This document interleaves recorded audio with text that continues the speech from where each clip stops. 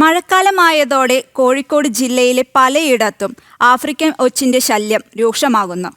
African ഒച്ചുകളിൽ നിന്ന് മനുഷ്യന്റെ തലച്ചോറിനെ ബാധിക്കുന്ന മാരക രോഗങ്ങൾ ഉണ്ടാകുമെന്നാണ് കേരള ഫോറസ്റ്റ് റിസർച്ച് ഇൻസ്റ്റിറ്റ്യൂട്ടിൽ നടത്തിയ പഠനം തെളിയിക്കുന്നത്.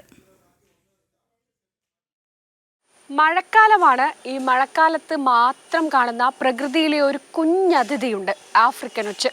പക്ഷെ ആൾ കാണുന്ന പോലെ അത്ര നിസ്സാരക്കാരനല്ല.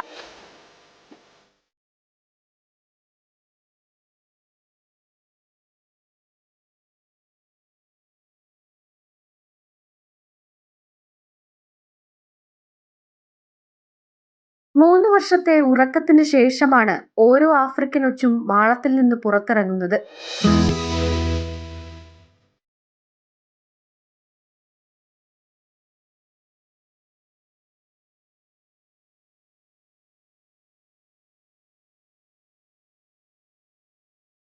ഇഴഞ്ഞിഴഞ്ഞു പോകുന്ന ഈ ആഫ്രിക്കൻ ഒച്ചിനെ കാണാൻ നല്ല ഭംഗിയാണ്.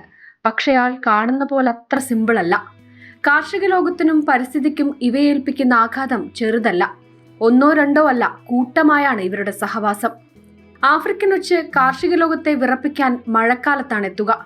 വാഴ, മഞ്ഞൾ, കൊക്കോ, കാപ്പി തുടങ്ങിയ ചെടികളും കിഴങ്ങുവർഗ്ഗങ്ങളും കൂട്ടത്തോടെ തിന്ന് നശിപ്പിക്കുകയാണ് ഇവയുടെ പ്രധാന ജോലി. പലയിടങ്ങളിലും ആഫ്രിക്കൻ ഒച്ചിന്റെ ആക്രമണത്തിൽ വലിയ കൃഷിനാശമാണ് കർഷകർക്കുണ്ടായിട്ടുള്ളത്. ലോകത്തെ പ്രധാനപ്പെട്ട 100 അക്രമി ജീവിവർഗത്തിൽപ്പെട്ടവ കൂടിയാണിത്. കൃഷിനാശം മാത്രമല്ല, തലച്ചോറിനെ ബാധിക്കുന്ന ഈസ്നോഫിലിക്സ് മെനിഞ്ചൈറ്റിസ് എന്ന രോഗത്തിന്റെ വാഹകർ കൂടിയാണിവർ.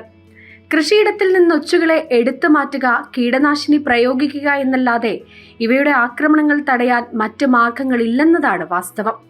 ആഫ്രിക്കൻ ഒച്ചിൽ നിന്ന് മനുഷ്യന്റെ തലച്ചോറിനെ ബാധിക്കുന്ന മാരക അസുഖങ്ങൾ ഉണ്ടാകുമെന്നാണ് കേരള ഫോറസ്റ്റ് റിസർച്ച് ഇൻസ്റ്റിറ്റ്യൂട്ടിലെ പഠനം തെളിയിക്കുന്നത്. അതുകൊണ്ട് തന്നെ ഈ ആഫ്രിക്കൻ ഒച്ചിന്റെ കാര്യത്തിൽ ഒരു ജാഗ്രത നല്ലതാണ്. ക്യാമറമാൻ സന്തോഷ് മണ്ണാർക്കാടിനൊപ്പം അനഘ ഹർഷൻ, ജനം.